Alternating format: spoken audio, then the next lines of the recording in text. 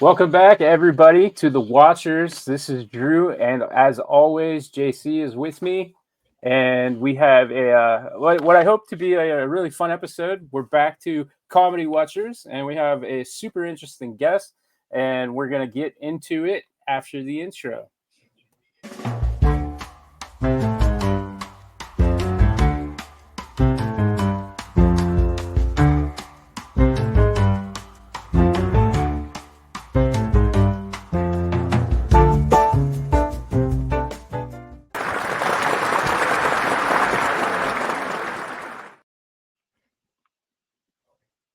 Remains my favorite of all my crappy intros. Honestly, It's not super loud. yeah. Uh, we didn't cause our guest to go deaf, as far as I know, like last time. Yeah, our So last guest, she had to pull her headphones away during our intro. It was so loud. But who doesn't love a definitely deafening applause? right, but no applause on that. Just a bunch of Sasquatch noises, and that's Well, it's a little harder on the ears. I recorded all the Sasquatch noises myself. For authenticity. It's a lot of grunting. But so without further ado here, I will let our guest introduce herself, and then from there, everybody knows how we do things. We're going to get into some interesting conversation. let's do it. Hi, thanks for having me. My name is Lynn Harris. I am founder and CEO of Gold Comedy, which is the comedy school and professional network and content studio where women and non-binary creators and others amp up their comedy careers and join a powerful community and make funny stuff. And I can tell you more about what that's all about. I came into it with a background in journalism and a lot of comedy and comedy adjacent stuff that all kind of combined together into this whole thing of, I love comedy, I love writing stuff, and I love making the world a better place. And what if I could do those all at the same time? And I've worked on and produced campaigns that have like made change from Congress to NASCAR. And I also long ago worked briefly as a Tanya Harding lookalike, which is a long story. That might be something we have to get into, because that's Perhaps. super interesting. I have all the time in the world. I don't know about JC. So yeah, happy to dig into any of that stuff. Yeah. Okay. Well, let's kind of start at the beginning. What was how did you get into comedy? What was what drew you to it? I wish I had like an amazing, inspiring origin story, but it's kind of, I guess I would say I'm grateful to my, to dinner time at my parents' house growing up, because generally, not always, generally the TV was on at that time, and what was on was Carol Burnett, Laugh-In, the Muppets, the Jeffersons, all of those cheesy variety hours that were actually really funny, the Brady Bunch variety hour, the Osmonds. And my dad was a huge nerd for Monty Python and anything with Lily Tomlin. Yeah, I mean, just, and I was just steeped in it. And we just sort of loved to sit around and laugh. And I didn't watch and say, someday that will be me. I just kind of absorbed it and was kind of drawn to it it drew me like a tractor beam, kind of like the tractor beam drawing the Millennium Falcon, whatever. And I just kind of always knew that I wanted to do funny things in some way. And so I always was drawn to, like, as a theater geek, I was drawn to auditioning to the, like, not the lead, but the wacky friend. And same thing in college. And so when I graduated from college, it just felt like the natural next step was to take a stand-up class. And it wasn't even like a next step toward anything other than doing stand-up. In other words, I didn't have like a big dream or a big plan. It was just it was just like a um just like this inevitable pull that I just knew that that was what was next. So I did stand up for about 10 years in New York City and a few other places, and in the 90s, which was an okay time to do stand up if you were a woman. Not the worst, not the best. But I had a great time because I met great friends, and I worked really hard on the one hand, but I also on the other, I wasn't that ambitious. Like my goal in doing stand up was to do stand up, and so I wasn't super stressed about like being at the industry showcases or making it to just for laughs or anything like that. I just really enjoyed it. And the last thing I'll say about it is that I also co-created a superhero character named Breakup Girl who helped people with romantic emergencies. And we were like, honestly, we were the first multimedia internet success story in the early 90s. And and multi-platform success story, by which I mean we had a super successful website when basically only like NASA used the internet, and we with a huge cult following, and then we wound up turning that into many different books and a TV show on Oxygen, and we also created a live show that was at the time the longest running variety show at Gotham Comedy Club, and it was kind of like the Muppet Show, as it turns out, when like there's a show there's a show, but then the real show is what's going wrong and what's happening behind the scenes. So like there was a villain, and so and even as I was also like a journalist this whole time, like the comedy and everything kind of blended together into one big, honestly, one big fun thing. That was a great time for a long time. Yeah, wow, that's a lot in a short period of time. Yeah, I mean, it was over. All things considered, it was over about 10 years. But then even when I stopped doing stand-up, mainly when I realized that it was kind of hard for me to tell jokes after 10. I'm working on it right now. I'm working on it. But bringing it back. But I never left comedy per se. Like I got to work at a very cool human rights organization that used comedy and pop culture to make serious human rights issues real and relevant and actionable. So I got to do I worked on animations that ran at NASCAR races and the Indy 500, and so that were funny, that made challenging issues palatable and or approachable. And so I never left, producing comedy type things, even if I wasn't actually on stage holding a mic. So including up till now. So I might be short-sighted and maybe think a little of a certain demographic, but the idea of like a NASCAR audience kind of absorbing those kinds of issues, I think I just I don't know how they do that. So like, can you maybe describe some of the stuff that you were doing to appeal to that? Yeah, no, it's a perfect question. So it makes total sense. So what we had the opportunity to basically we learned that there's all this programming on the Jumbotron at NASCAR races, and after they sell all the space to the fancy fancy corporates who can afford it, they're left with like weird amounts of space, like programming time basically, that they need to still program on the Jumbotron so that there's no downtime, and they give it away to generally more often to like very sort of safe charities like animals and children.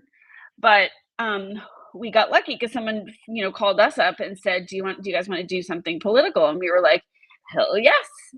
But we thought about it, like obviously it's NASCAR, so it's a great opportunity, it's a massive audience, but like we had to create something that fit, that the audiences would first of all stop and then look at, and second of all maybe take away a tiny message from. So back in the day, this was 10 years ago, but back in the day, we worked with a dude animator to help and script writer, although I wrote a lot of the script also, and I came up with a general idea, which was a campaign called Be That Guy. And it was basically the idea that, like, if you saw the invitation to, like, if you see a dude being a dick, go suggest that he stop, but it was very, like, light, so, like, so it shows this, like, to a woman, and it shows, so, like, the animation showed, like, this whole race car, and then it shows, and it's all sort of like, I don't know, and it wasn't Beavis and Butthead style animation, but it was kind of a little bit gritty looking, and it showed a guy, basically being mean to his girlfriend, and this other guy kind of looking at him and just basically going, bro, nothing violent, nothing lectury. And I remember, and what happens is, before the other guy intervenes, like, the whole stadium stops. It wasn't just one guy, it was the whole stadium. Or I can't remember exactly, whatever. Anyway, the point is, one guy says, bro, and then somehow, the whole stadium stops, the cars stop, and everyone cheers for the guy who just said, bro. So it was a very simple message. There was not a lot of, like, it wasn't lectury, it wasn't sad, it wasn't violent. It was just, and it was easy to sort of get from your seat far away. And we got a lot of good responses from it, actually. We went to the race, and we had there and the other races, and we had people kind of surveying people on their way out, saying, what'd you think, and they were like, yeah, that was pretty cool, actually. I was really surprised to see it, and I get that, it was pretty cool. So yeah, we had a good response and a lot of eyeballs. Yeah, awesome. Yeah. So to your question, the point is, we tailored it to the audience. Yeah, stop being a douche campaign. Pretty much. It's even more relative now, because I think NASCAR is at the most popular point it's been in probably since, like, the 90s. Mm-hmm. Like, everybody's in the NASCAR right now. People Yeah. that I thought that would never watch NASCAR are talking about NASCAR. Yeah, which is fine, but and can you imagine, like, we were so stoked to have that opportunity, and then they wound up showing it. Even NASCAR was huge at the time, even then, as you're saying, and then they wound up kind of sharing the NASCAR people somehow, like, the same people program the jumbotrons at other races. So yeah, it wound up at the Daytona 500, the Indy 500, at a whole bunch of NASCAR races. It was a big deal, and you figure, like, okay, it's a bazillion eyeballs, but also if, like, 10 people actually, like, think twice and change their behavior or intervene one time when it makes a difference, like, that's kind of worth it. Yeah, totally. And the messaging not being the yellow dress is probably super palatable for anybody there watching cars going in circles. Exactly. Yeah, exactly. And it was, like, simple and quick and doable, and not too, not like nobody got nobody was getting scolded except the guy by the other guy, which was the point, so Right. Yep. It was totally palatable, and it was kind of funny. Like, we threw in some funny jokes. I don't remember what the jokes were, but the whole, there were, like, a bunch of throwaway jokes that made it kind of amusing to watch also. Earlier you said that when you were doing stand-up, it was mainly in New York, and that it was not the worst time, but not the best time to be doing comedy. Still not the best. Yeah. So that's kind of where I was going to go. It's still, to me, at least for the most part, seems kind of like a boys' club. So I wanted to kind of, get into that a little bit and ask you about, the challenges of doing stand-up or comedy in general as a woman, even, like, possible writing gigs or whatever. It just seems, until very recently, with some people breaking out after Schumer, with, like, Nikki Glazer and some of the others that are popular right now. There was, I guess probably the recent big ones would be, like, Nikki Glazer, and then about 10 years ago when Whitney Cummings had that TV show. Yeah. And then around that same time, Schumer had her show. Yep. So there was like not quite a floodgate, but there were larger success stories in front of the camera. But at the same time, you have like your Amy Poehlers and stuff who are kind of behind the scenes a lot. Yeah. But that's a handful of names when I could throw dozens of male names at the same time. So Yep. I just kind of wanted to ask you about those challenges and breaking in and how you dealt with it and overcame. Sure. I don't know if I overcome it. I just kind of tolerated it, I guess. But and then like years, cut 2 years later, founded a company that would make it easier for women. But well, a couple things. Let me stipulate this. 2 things can be true at the same time. One of them is it is so much better than it used to be. Like, it is so much better in so many ways, which I'll get into. At the same time, I can't believe how bad it still is. And both of those things are true at the same time, as weird as it sounds. So for example, back then it was super common to be the only woman on a lineup. Because you talk to the book or whatever, and it was so common to hear, "Oh, sorry, we already have a woman."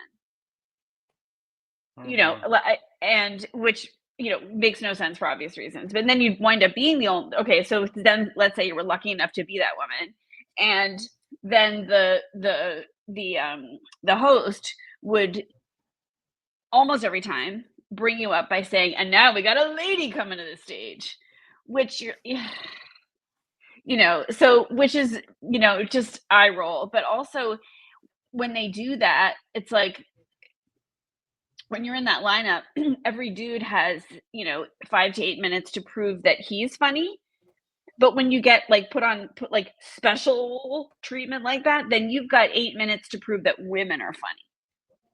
And that's just not a place you want to be in. And because that's what the audience is thinking, and also, well, so that's an example of just like, did I overcome that? No, I just dealt, there was nothing, I couldn't overcome it. I just dealt,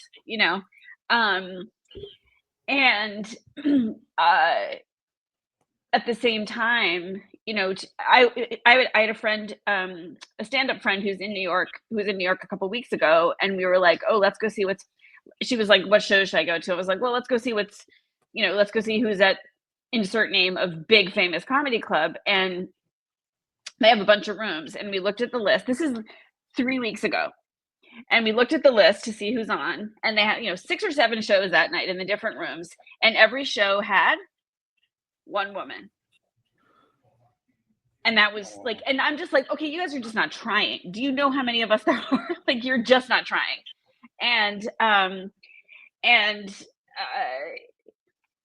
to your points earlier, guess how many women have ever been on the Forbes list of 100 top earning comedians? Okay, JC says 2. I think that's probably what I would have guessed too. Well, you've overplayed your hand, fellas, because it's 1, and it's Amy Schumer. And that's bananas. And like, Drew, you were saying like, oh, I could name you, and you're right. Like, you could name, a handful of women and 1 million men. That's what this list looks like. And I've been in comedy for like 20 years, and I don't even recognize half the names of those dudes. No shade. I'm sure they're fine and good. It's just, and then there's 1 woman. And that, when you look at it that way, you're just like, what is going on? And that was from like 2019. And I don't think they've done a new list, and it probably will have changed. But then at the same time, like, you look at TV now, and like, we kind of live in a golden age of like really funny, like, I kind of hate this term, but female forward shows, everything from, even like The Last of Us, which is like not a comedy, to, Girls 5 Eva, and like, there's so many good shows that are like female led ensembles, or led by one funny woman. I mean, there's tons, and it's taken a while. And even it was weird because when I, all those shows I watched when I was growing up, I didn't sit there and think like, oh, Lucille Ball, she's a fantastic female comic. I didn't think that. Nobody thought that about it. Like, we weren't, we just related to them all as comedians. And I don't know, the day I'll pause here, like the day that we'll know that like things have really changed is the day that they just call us all comics, because it's still true that men are in the world, men are comics and women are women comics or female comics. And this is my cat. And it's like, it still makes it like men normal comics and women like the ladies auxiliary, you know?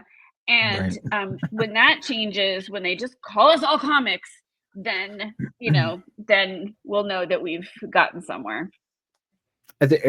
Here in Cleveland, we have a place called Hilarities, which is like where obviously not the most famous comics go, but we get a nice flow through there. But I always thought it was funny. I go as much as I can that the crowd is predominantly women. That, and then there's like boyfriends, and then there's like some drunk people, right? And I always thought that they have these shows that are all men comedians, but the crowd is woman-based, female-based crowds that you think. Well, it's like women go to see, you know, women go to see, like men don't, but women go to see like action movies and whatever. I wonder if it's similar. I don't know. Well, what are who are the comics? Are the comics, is it like a good mix or? Oh, we have like comedians that have been on Comedy Central all the way down to comedians that are like homegrown. Yeah. That go there. But there's always a crowd because there's like a subscriber membership that people have. So every Friday people will go and there'll be a new comedian or something there. Yeah. I think it's also just super likely that like women are also like, here's my cat will join us now. I hope no one's allergic. Women have to bring their cats, so there's an extra luggage, right? Yes, the 2 cat minimum. It also may just be that like women are like extra likely to just like get a group of friends together and go out, and that's where they go. But that's what it is. Yeah. But I was also going to say that like if you just, I mean, again, that's my cat moving the screen.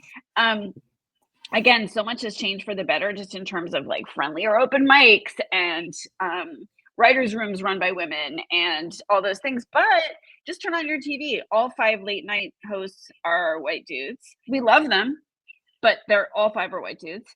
Men are actually twice as likely in commercials to be like positioned as the funny one. Like they're the one who like messes up the laundry, and you know, and the wife is like, Bruce, you know, and stand-up lineups are still said to be up to 70% men. We've talked about Amy Schumer. SNL hired 2 digital sketch teams who we love. They're very funny. We love them. They're all dudes. They're all white dudes. And like, again, each individual comic or group of comics that, you know, no shade. It's just that how is this not obvious? You know? And who are we missing? Like, what kind of talent?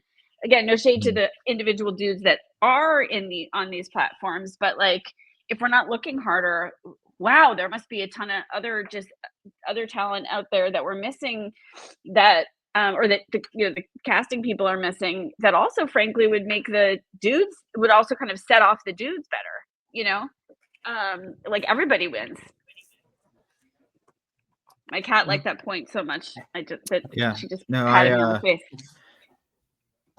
It's off topic, but I met Norm Macdonald there in 2019, and that was before he announced that he was sick. And like a couple weeks later, he said he had cancer. I was like, I had no idea. Yeah, meeting him in person like that. Oh, I'm glad you got to meet him, though. That's great. Yeah. That sounds like a good club. Yeah, no, it's definitely like talked about. I'm aware of it. Of course, if I had to say, I have the Roxy Theater and Pittsburgh Improv. And there's a good bit of comedy that comes through my area as well. But again, yeah, it's always tough to be able to go see a working female comic, and then essentially like you have your handful of like really big names, and then they're usually big enough that they're, larger acts. So, they kind of don't hit your circuit. So I Yeah, feel they like might when they not. put Yeah. I feel like when they put guys on like the comedy circuit, they make them seem controversial sometimes. Like there are definitely like liberal and conservative comedians that are both popular right now that are going Yeah. around. But it's Yep. just men. Like when they put a woman on Yeah. there, it's just like, yeah, here's this woman. so Yeah. okay, so we might edge into political banter here, Sure. but so I have been trying for a little while to get a some like drag comics to come on to the show, Ooh. and Yes. it's not something that I've been able to work out yet. But there are some people that I've been talking to about it, and one of the things. So I bring that up one because you talk about that, the company that you are the CEO of, which we'll get into here in a bit. Mhm. It's about creating opportunities for women and non-binary folks, and so that kind of set this up for me to kind of bring out.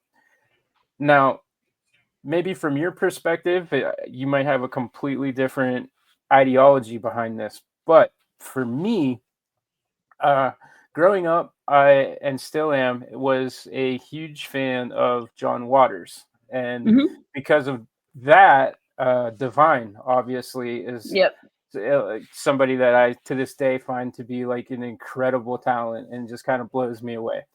So when you take Divine and what Divine did in the 70s and the 80s, and you're seeing these drag comedy shows that are like gritty and dirty and just New York, Filthy. yeah, punk rock, um, Mhm. you know, and then you take RuPaul and RuPaul's Drag Race, and it is polished and overproduced and sanitized. And so I guess what I'm saying is like, are you is is this group of people who are marginalized trying to do comedy? Is it maybe less appealing to a wider audience because it lost its edge? Well, okay, wait. Let me just see if I follow you. Are you okay? So the last thing you said was, is it less appealing because to a wider audience because it lost its edge? But it wouldn't it be the other way around? That let's look at Drag Race for example, which is huge now, right? Huge fan by the way. Um, wouldn't you say that? Wouldn't you say that because it's more a little bit? I mean, it's still pretty filthy, but it's less like punk rock than I guess a drag show you might see like in a basement somewhere, right? Right. But I mean, I think it may not be to ever like some people might prefer different types of like edgier shows or not edgier shows, but I think the fact that it's in what season are we in now? 18. No, well now it's All Stars, but 17. But my kid is, but we're in All Stars now anyway, right? So I mean, but it's something like 17 or 18, and like because it's I think it has I don't know why it's gone mainstream, but it sure has compared to well, certainly before it started. And I think I don't know, I guess what the broad answer I would give you is, and I don't know if this is helpful, but is that there really is an audience for everyone and everything, and not everyone has the same audience, Mhm. so like you were both saying that like you're seeing a lot of political comedy on both sides, you're seeing this, you're seeing that, and like okay, and everyone's going to develop their audience, everyone's going to find their audience, whether they're, and there's a million styles of drag too, there's a million styles of stand up, there's a million styles of even improv, so people are just going to work at it until they find their audiences, until their audiences come to them, and I think people have different ways of growing their audiences now. Like, it was a big thing back in the day when Dane Cook grew his audience on MySpace. You know, like that's how he got super famous. He was a good comic, but like he did it on MySpace, and people were like, "On my what?" You know, he was, and he, you know, he, because we didn't know the Friendster. What is this? You know, and he was really successful at that, and he was successful growing his audience that way. And people, it didn't mean that everyone became his audience, but he maintained his brand, his style, and he grew his audience of people who liked his style and used the internet to do it in a way that no one else had done before. So I don't know. I guess to me, it really just comes back to a matter of there's always going to be more mainstream. There's always going to be edgier. There's always going to be this. There's always going to be that. And especially because we have so many platforms these days beyond MySpace and Friendster, people are going to find their people. Yeah, totally. I don't know. I guess maybe the point, and again, given the climate of the world that we live in, we might be like edging closer and closer back to those like older times where it's like, you're not just, doing drag, doing comedy, or doing your drag bingo. You're doing your drag comedy, drag bingo, and running the risk of somebody trying to beat you to death when you leave. Well, there's that. Yeah, that's a legit problem. Yeah. Right. Yeah. And so I don't know. I guess, over the last few years, it's gotten kind of bad again. But there for a little while, it seemed like it became like almost like this very safe, sanitized. Everybody, we're just here to have fun, and kind of almost less of a statement. I don't know. Maybe that was kind of Well, listen, people have like ginned it up into a problem. I mean, I think it's because everyone's like the queens are reading books to the children, which somehow is worse than like the people are bringing guns to schools, and I booked drag queens for a bunch of shows here and in New York, which everyone thinks is like is like some sort of utopia where everyone is safe all the time to let their freak flags fly, and the queens that we booked will not travel. The ones that I booked won't travel in drag. They always say like, okay, I'd love to do the show. Can I get there 2 hours early? And is there a good dressing room? Because they won't do it. They won't. These days they won't. So that is sad. Yeah.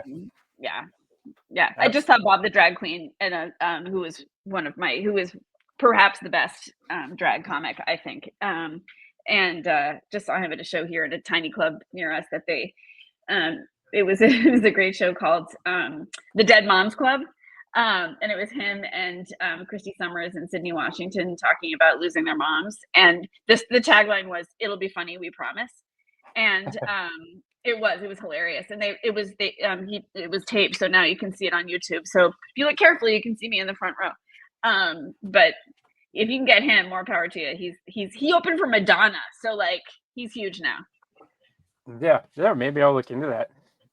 There's a performer in Pittsburgh who's kind of a big thing, and the working name is Envy Sin, and I couldn't tell you anything else about them because it's all very just kind of hidden behind the persona. So I know that they host this bingo a couple of times a week and open mics and beyond that. So I've been trying to even just reach out to them too. Like, it's so, to me, like, to do it, it's punk rock, it's dangerous, it's something that I kind of like, that appeals to me, and I super respect it. And to also see that these are marginalized people, it helps that you want to support a good cause. So is that what kind of, if you sorry to interrupt you, a tip is this: if you want to book Envy Sin, what's her name, tell her you'll get her on a night when she's already going to be in drag anyway, because it takes a long time to get into drag. So just say like, I can book you on a night when you're either on your way to or coming home from a show, so that if you want her on the video, so that she's already in drag, and so that you're not asking her to do do it do a whole separate Okay. drag experience for you. I mean, you could do quick drag, but anyway, you would go a long way toward, like, she would feel understood if you if you invited her that way. Just a tip. Anyway, what were you gonna ask me? I was gonna say that being a marginalized comic, is that what kind of led you to want to include and diversify with the company and reach out to the like individuals who were like non-binary, or Yeah, it's we're not super strict about that. I mean, the idea is like, look, we know that comedy is hard for everybody. Comedy is hard for the straightest, whitest dude. Like, it's hard. It's just hard. We're just trying to make it easier for the people for whom it continues to be the hardest. We don't, we say that we're designed for, that we sort of programs that we prioritize, and we do, women, non-binary creators, and what we call others. We do have dudes. We do have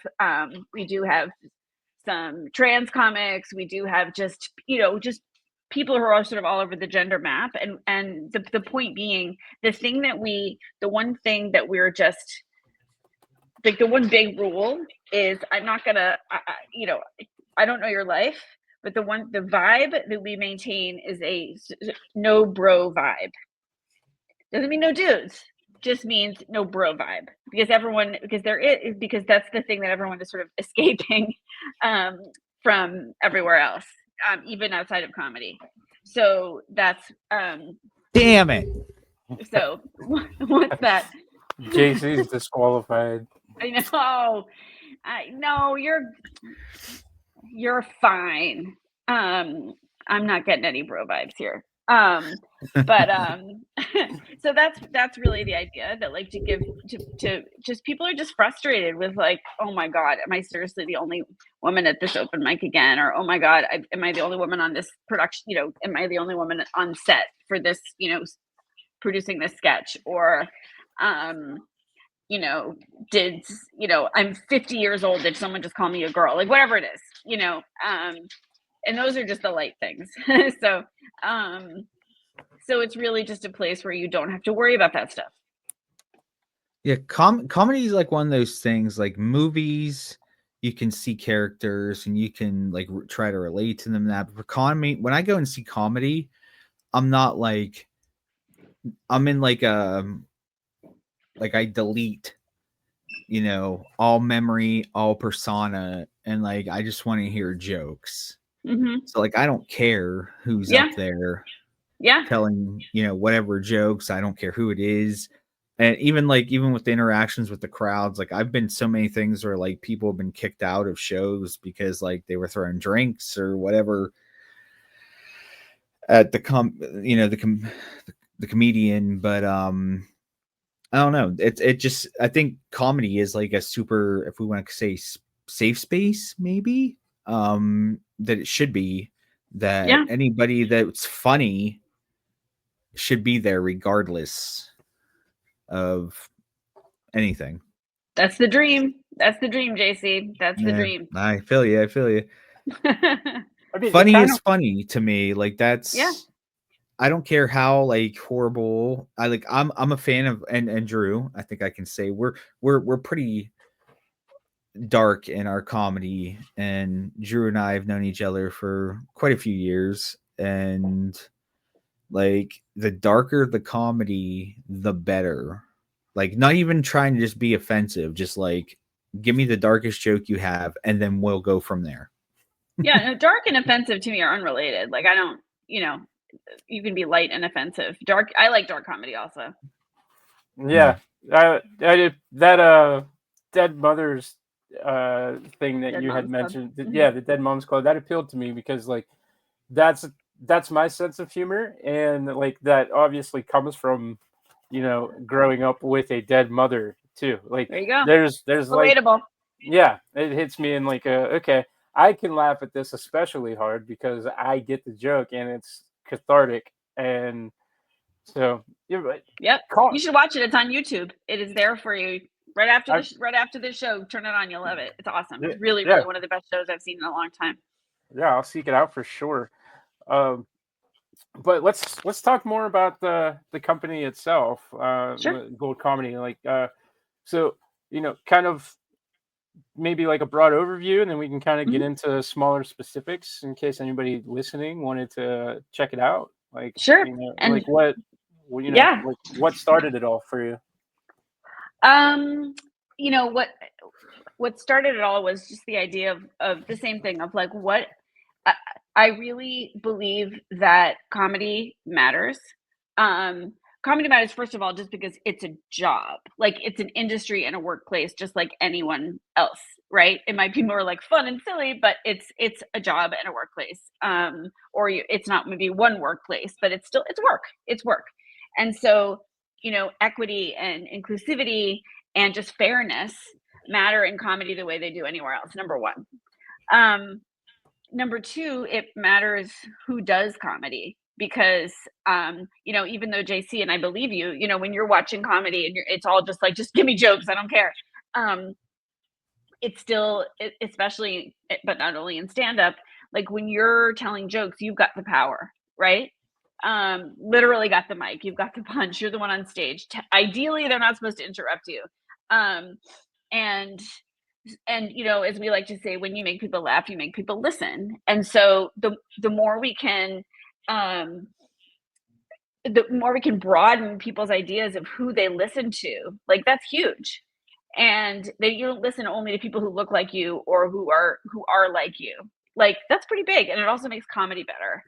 And when comedy is better, like everybody wins because comedy is not just like the best medicine, as people say. It's not just the polio vaccine is probably a tie, but like it's not just a distraction from reality. It actually kind of is a force that can change people. That I don't think it can make people do a total 180, but it can like amplify people's visions of the world and understanding of the world, right?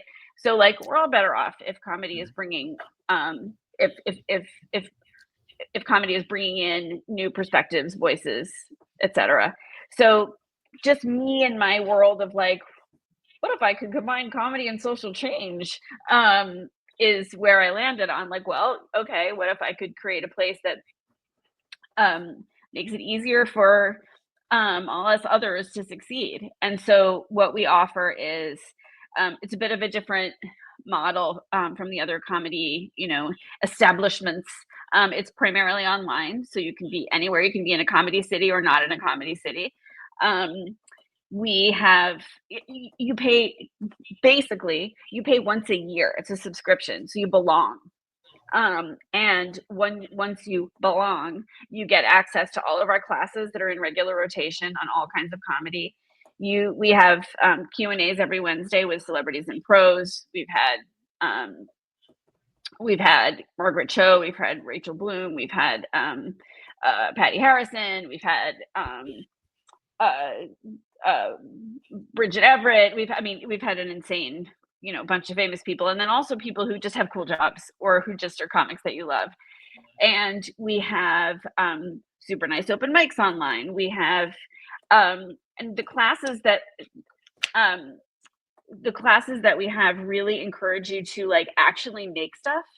And we help you like stay on the path that will like get your stuff made, seen, and distributed. So for example, 3 people who just did one of our more advanced stand-up classes just created solo shows and did a live series of their own solo shows in Boston that grew out of this class. And also we have digital sketch teams. SNL has 2 and they're all dudes. We've had as many as 14 and they're all not dudes, or sometimes there are dudes, but it's the opposite. And one of those teams created a web series that's now streaming on Fox Soul, which is one of Fox's sort of ancillary streamers. And a couple of our bunch of other content that was created by our teams is going to be on Twisted Mirror TV, which is a fast channel for comedy. So we're really serious about getting your stuff not just like doing stand-up in your room, you know, but like actually we're serious about building your career. We're serious about getting your stuff seen, made, distributed, and monetized. And we're just here to help with our experts and our mentors and our access to the industry, which we also have some of, and our partners. So yeah, that's the kind of thing we do. That's really cool. I have seen similar companies and sites for non-comedy related entertainment industry things. So this is actually the first time that I'm seeing it for comedy. So I was checking the website out after we had started emailing, and I thought it was super super interesting, and I applaud it for sure, because thank you. Every comic that we've spoken to on this program kind of all has like that same origin story, where it's like, I just like comedy and I wanted to do comedy, and it's hard to do comedy, and like everybody's just kind of talking about how like, oh, so we just drove to all the open mics that we could, and you're broke all the time, and and a lot found that the best way to kind of financially be successful while they're honing the craft is to start hosting shows themselves and bringing in other comics who are kind of struggling and stuff. So that's very common. Yeah, it's cool to have that network there for somebody to be able to get those answers, and kind of like almost like 20, 30 years ago, you'd go and buy the Idiot's Guide to Stand-Up Comedy or something. We actually did have a bunch of people form a book club, because Judy Carter's book about comedy is sort of the iconic one, and there are many good ones, and we had a bunch of our members formed a book club to just like read that book and like work their way through it, which was cute. But yeah, we also teach. We have like stand-up classes, and also on-demand content, not just about like how to write jokes, but also how to make a web series, but also like how to run your finances as an independent contractor, and how to develop and maintain your personal brand, and things like that, and really how to treat yourself as the business that you are. And really treat all of the creators as entrepreneurs also. So how to be so that kind of stuff too. So yeah, basically what you're saying is, if you're a comedian who's not friends with Andrew Schultz, join this join this site, and then all of those things you'll just be able to pick up on and learn. Yes, no, and you'll have a bunch of collaborative people in your corner. Yeah, no, that's cool. That's cool as hell. Beyond that, you also have some books, right? Yes, back in the day. I don't know if you wanted to maybe promote those in any way, but I was perusing and I saw that you had mentioned polio earlier, and I remember you had Dr. Katz had said that you had done for comedy what Eli Jonas Salk. Oh, Jonas. Wrong guy. The paper. Close enough. Just old-timey dudes, inventors. My wheelchair takes offense to this, by the way. Yeah, no, it was. You remember Dr. Katz? He was so funny. He blurbed. It was Jonathan Katz, and he blurbed. Breakup Girl had two. We developed Breakup Girl into 2 books, in addition to the website and the live show and the TV series, etc. And I think he said that Breakup Girl has done for the relationship what Jonas Salk. Breakup Girl has done for bad relationships or bad breakups what Jonas Salk has done for polio. In other words, get rid of it. So it was something kind of dark and funny like that. So yeah, we had 2. Breakup Girl came from a book that my partner Chris and I did together. He lives. Let's see if he's home. Nope. The backs of our brownstones face each other, and my joke is that he's been my creative partner for 100 years, and my joke is, so he lives on one street down, and just gonna name drop but this is funny, but America's favorite actor Steve Buscemi lives one house or a few houses up that way. So Chris and I live basically. And Chris lives one house over behind me. So basically, I'm taking a long time to tell this joke. Basically, Chris lives behind me, but one Buscemi up. That's what I was getting for. So anyway, but Chris isn't home right now, but I'm talking about you, Chris. Anyway, so the superhero idea came from the book that we were writing, and he was illustrating about surviving a breakup. And we were like, we need a superhero for this. We have superheroes who can bend steel bars. How about one who can mend broken hearts? And then so she came from a book. We turned her into a website in 1997, and then the advice column and the comic adventures that we did and that Chris drew became so popular that those turned into another book. So that we compiled them into a whole nother book. So those were 2 books back in the day, which you can still get. I might even have signed them because maybe someone's reselling them on Amazon that got them at a book signing I did a long time ago. And I also wrote 2 comic mysteries with the same main character, a detective, sort of a gal detective named Lola Somerville. And they're both sort of satires of the media industry. And like in one, she's an author, and all of the other kind of it girl authors, like the famous ones, are getting murdered, and she's kind of bummed that she hasn't been murdered yet because she's just not famous enough. So that's the setup, and they're both kind of send-ups of New York media in the 90s. So classics of their time. Yeah, very cool. I like that.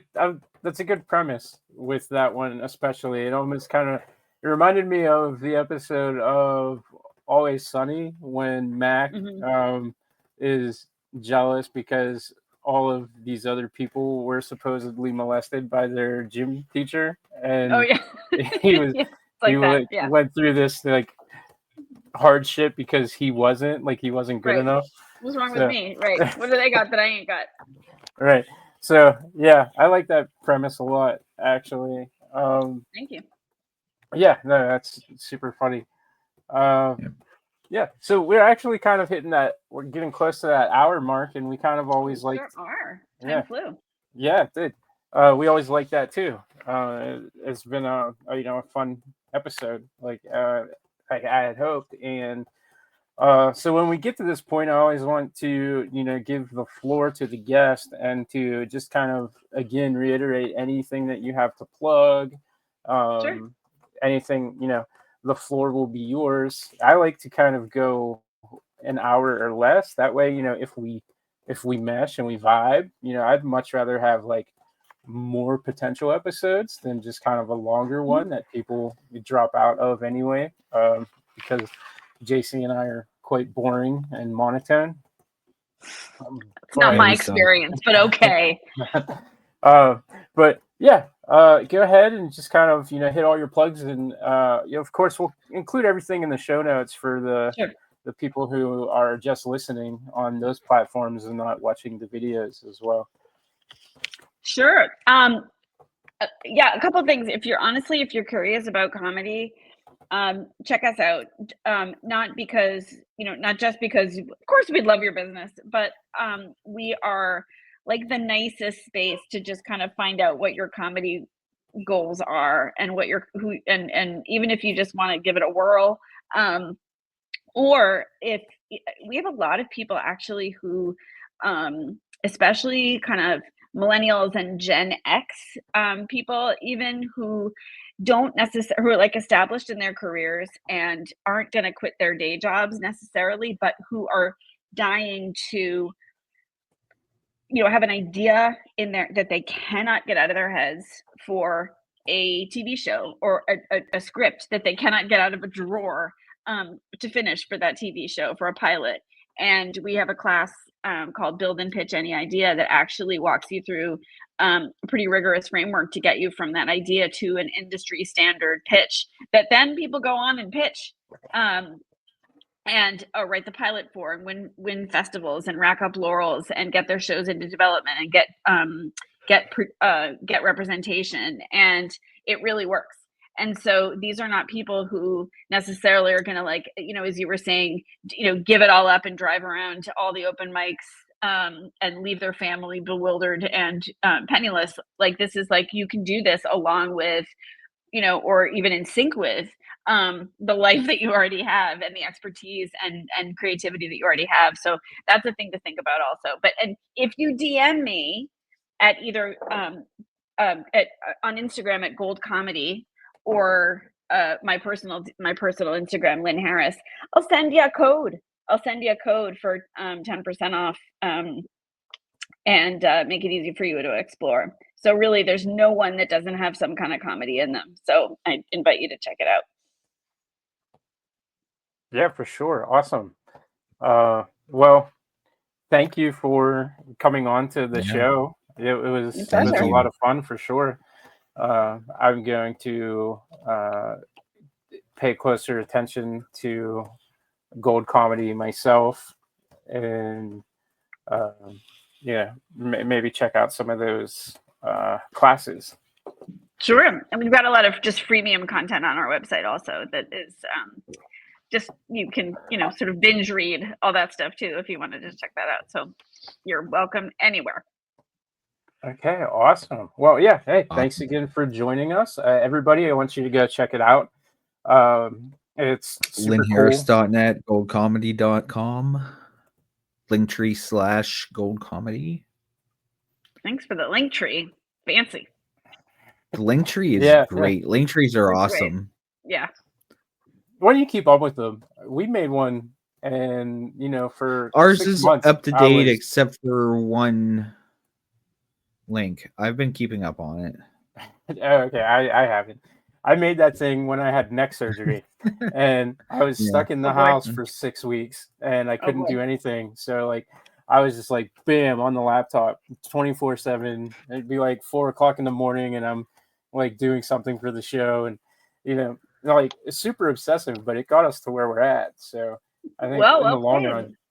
Sorry it took neck surgery to do it, but glad there was an upside. Yeah, I'm not. I can walk again, so it's like, you know, Handy. Awesome in more than one respect. But all right, cool. So that's the show, everybody. I'm gonna go ahead and hit the outro. Definitely check out all the links, and you know, as always, support our guests. You know, they are coming on to our show for free to chat for your entertainment. It's the least you can do. So links are always down in the description too in the video. So all right, everybody, have a good one. Thank you. The preceding program has been brought to you by the Watchers Podcast Network. If you enjoyed the show, please like, subscribe, and share with your friends to help grow our network. Check us out on all social media platforms, YouTube, and wherever you get your podcasts. And until next time, thanks for your support.